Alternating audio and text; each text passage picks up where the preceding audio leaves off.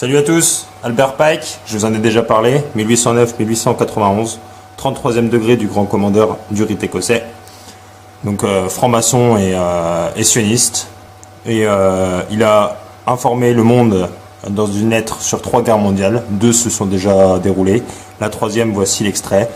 La 3e guerre mondiale doit être fomentée en utilisant les divergences entre les sionistes politiques et les dirigeants du monde musulman. La guerre doit être menée de telle manière que l'islam, retenez bien ça, le monde arabe, y compris la religion de Mahomet, et le sionisme politique, y compris Israël, retenez bien aussi, se détruisent mutuellement. Dans le même temps, les autres nations, une fois de plus divisées entre elles à ce propos, seront forcées de se combattre jusqu'à un état d'épuisement complet, physique, moral, spirituel et économique. Voici ce qu'il a dit sur la 3e guerre mondiale. Maintenant, j'ai envie de vous montrer un petit extrait de la déclaration de Benjamin Netanyahou qui s'est déroulée aujourd'hui. Donc on est le 13 janvier et je vous laisse écouter, c'est juste hallucinant, c'est à tomber par terre. These terrorists gun down journalists in Paris, they behead aid workers in Syria, they kidnap schoolgirls in Nigeria, they bomb churches in Iraq, they slaughter tourists in Bali, they rocket civilians from Gaza, and they strive to build nuclear weapons in Iran. Now, they might have different names: ISIS, Boko Haram, Hamas, Al-Shabaab, Al-Qaeda, Hezbollah. But all of them are driven by the same hatred and bloodthirsty fanaticism. And all of them seek to destroy our freedoms and to impose on all of us a violent medieval tyranny. This is a global struggle. And bringing to justice the Paris murderers is just the beginning. It must be followed by a broad-based assault on the forces of Islam throughout the world. This is everybody's battle. Voilà, moi je suis carrément d'accord avec l'auteur de cette vidéo. Là, Benjamin Netanyahou nous a dit clairement, il faut se battre contre les forces de l'islam. Il n'a pas dit islam radical, il n'a pas dit terrorisme, il a dit islam. C'est hallucinant, c'est juste hallucinant. Maintenant, je vais vous demander une petite chose à tous ceux qui regardent cette vidéo, faites-la tourner, s'il vous plaît. Vraiment, c'est important. Faites tourner cette vidéo, montrez aux gens que tout était déjà prévu et que là, on va s'engager dans un conflit mondial contre les musulmans. Tout est fait exprès. Je dis pas qu'il y a pas une mort, il y a eu des morts et c'est fait exprès, c'est pour vous choquer, c'est pour vous faire peur. Là, on va rentrer dans une 3e guerre mondiale et personne s'en rend compte. Alors, réveillez-vous les Français, réveillez-vous les humains de ce monde. S'il vous plaît, faites tourner cette vidéo et montrez à tous ceux que vous pouvez que tout a été déjà prévu par Albert Pike. Le sionisme et la franc-maçonnerie avaient déjà tout calculé. Ce qu'ils veulent, c'est nous faire mourir dans une guerre atroce. Et moi, je ne suis pas d'accord avec ça. Alors, je vais le dénoncer au point. Je vais faire ce que je peux pour montrer la vérité. Mais s'il vous plaît, faites tourner cette vidéo. Montrez aux gens que tout était prévu.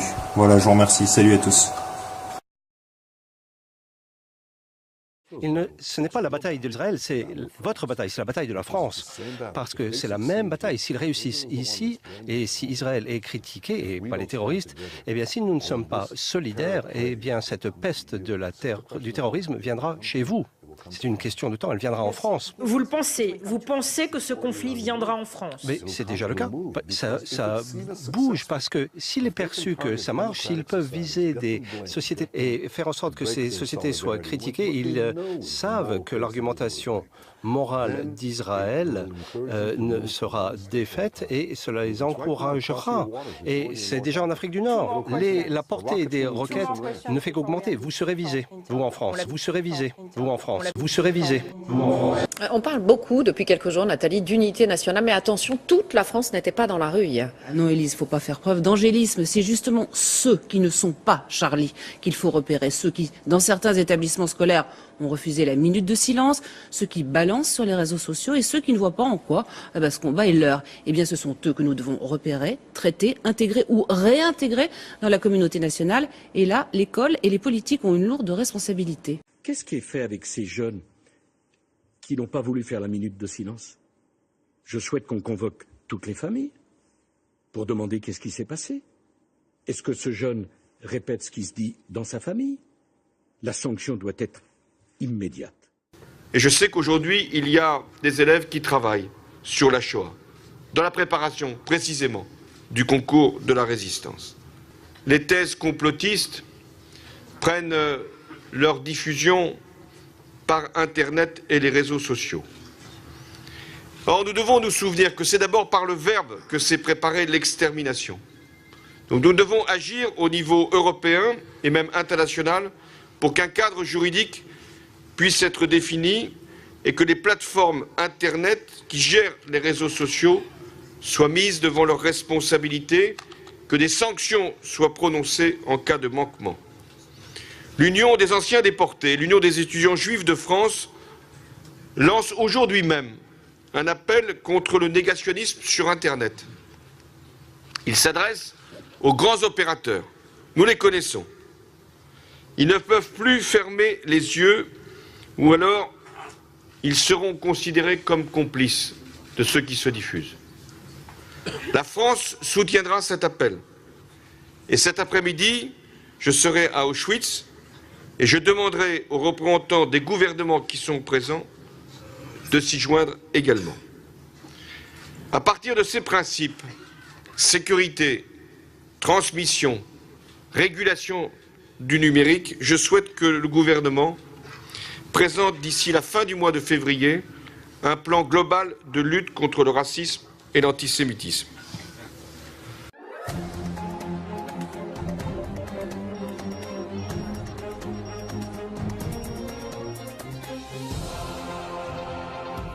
Bonsoir à tous et bienvenue dans votre journal. Il est 19h45, nous sommes le dimanche 4 mai. Voici les titres de l'actualité. Illuminati, c'est notre mot du jour. Il s'agirait d'une organisation ultra secrète, infiltrée dans la société, qui dominerait le monde en quelque sorte. Cette théorie du complot, alimentée par les réseaux sociaux, connaît de plus en plus d'adeptes, notamment parmi les jeunes, lycéens ou étudiants, qui s'influencent mutuellement, au point que certains professeurs lancent des mises en garde. Xavier Gégère et Yanis Matisse. Katy Perry, reine d'Égypte dans son dernier clip, est accusée d'être une élite qui domine le monde. La faute à cet œil d'Horus et à cette pyramide, des symboles qui, selon la théorie du complot, appartiennent aux Illuminati. Pointés du doigt, Lady Gaga, Jay-Z, mais aussi Michelle Obama ou encore Nicolas Sarkozy décrit comme satanique. Largement diffusée sur Internet, cette passion presque virale se propage dans les lycées depuis plusieurs semaines. Ça pourrait paraître possible qu'effectivement il y ait des espèces de complots. Je pense vraiment qu'on peut nous cacher des choses. Je pense qu'il y a vraiment des gens qui sont puissants et qui font partie d'une secte et qui organisent tout. Tout jusqu'aux rumeurs de manipulation les plus folles. Regardez ce billet de 20 $ placé à la verticale. Certains y voient le World Trade Center aux États-Unis le jour des attentats du 11 septembre. Preuve d'un phénomène en pleine expansion. Ce professeur de français est parfois obligé de faire un écart à son programme scolaire. À la fois, ils ont conscience quand même pour la plupart qu'en partie c'est quelque chose de fantasmé, mais ils veulent que quelqu'un à la fois rentre dans leur questionnement, reconnaisse leur questionnement et en même temps vienne le limiter. Il faut toujours garder la porte ouverte aussi vers la nouveauté et nous dire peut-être qu'en tant que tel c'est peut-être une rumeur, mais elle doit nous renseigner sur notre époque. En France, le phénomène inquiète les autorités qui craignent des dérives antisémites. Très clairement, il y a un lien presque génétique entre la thèse du complot judéo-maçonnique et la thèse Illuminati. Dans la mouvance Dieudonné, Alain Soral, on joue aussi avec ces codes-là. À l'origine, les Illuminati, une société de pensée créée en 1776 en Allemagne, interdite 8 ans plus tard, le fantasme refait surface aujourd'hui. L'équipe de Charlie Hebdo qui monte les marches, Laurent. Exactement, avec la présentation de ce film réalisé par Daniel Lecomte qui s'appelle « C'est dur d'être aimé par des cons », avec le procès Philippe Val et Charlie Hebdo. Souvenez-vous la parution des caricatures de Mahomet. Philippe Val et Charlie Hebdo ont gagné leur procès. Eh bien, ils sont tous venus. Ils sont ici ce soir à Cannes présenter donc ce film en sélection officielle. Et ils sont tous venus accompagnés d'intellectuels. On a vu André Glucksmann, Bernard-Henri Lévy. Une montée des marches donc assez prestigieuse avec, vous le voyez, Philippe Val. Et puis donc à ses côtés des journalistes également de Libération. Merci, et Daniel Lecomte Laurent, que vous voyez là. Moi je viens soutenir mon copain Philippe Val et mon copain Daniel Lecomte ce soir parce qu'ils ont fait un film tout à fait extraordinaire, radicalement anti-intégriste et en même temps un film de pacification avec l'islam. Voilà, je suis un simple soldat dans l'armée levée ce soir par Philippe Val. Merci beaucoup. Monsieur, s'il vous plaît, est-ce que vous pouvez vous lever et vous présenter, s'il vous plaît? Antoine Bast, journaliste indépendant. Une question pour Philippe Val. Philippe Val, est-ce qu'à l'époque d'Harakiri et du professeur Choron, pensez-vous que Charlie Hebdo aurait été célébré par le Festival de Cannes? Merci. Je pense que, comme je n'étais pas à Charlie Hebdo du temps du professeur Choron, ce dont d'ailleurs je me réjouis, je ne peux pas vous répondre. Voilà.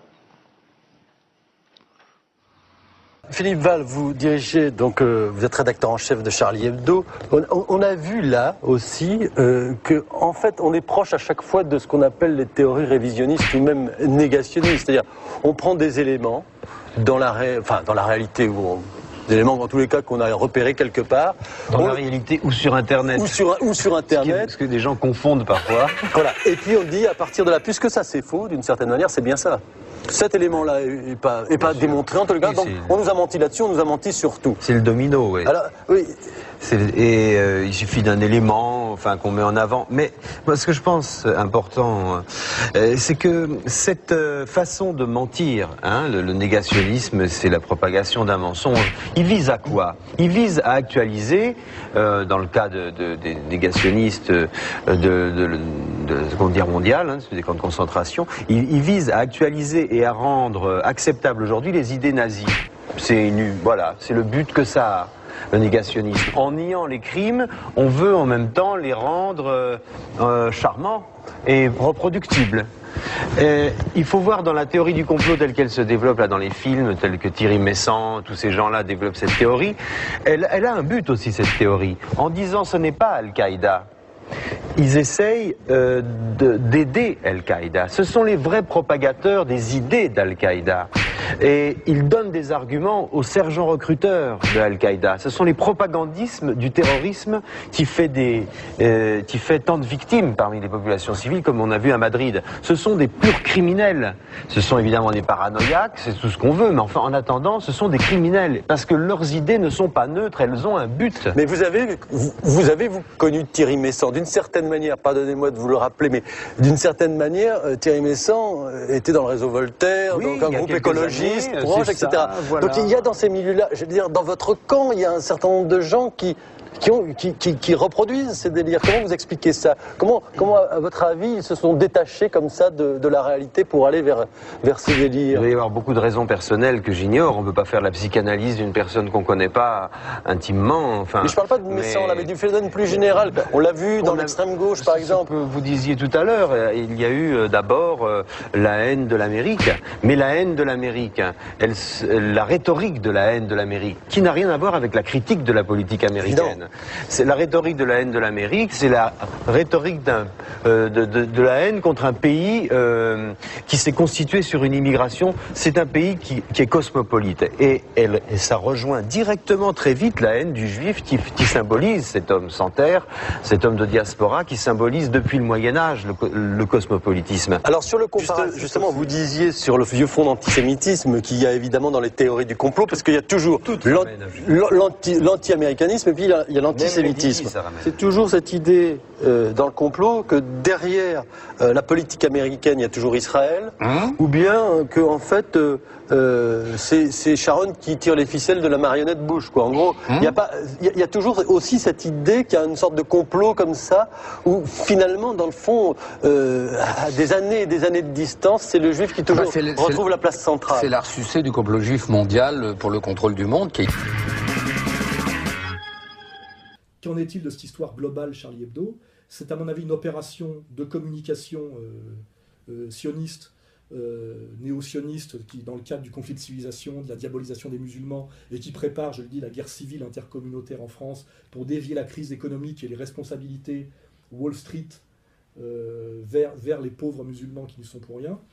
Je pense qu'on ne saura jamais vraiment ce qu'il en est, parce que même si un enquêteur enquête, son enquête sera bloquée, ou alors on ira chercher un lampiste, c'est-à-dire un espèce de salafiste converti en prison qu'on ira chercher du côté de chez On en a toute une flopée en ce moment, là, on a un certain Cortex ou des gens comme ça. Je pense qu'on aura tout ce qu'il faut comme islamo-racaille pour sortir comme un lapin d'un chapeau aussi. Il faut trouver du musulman responsable, mais tout ça sera toujours la même merde.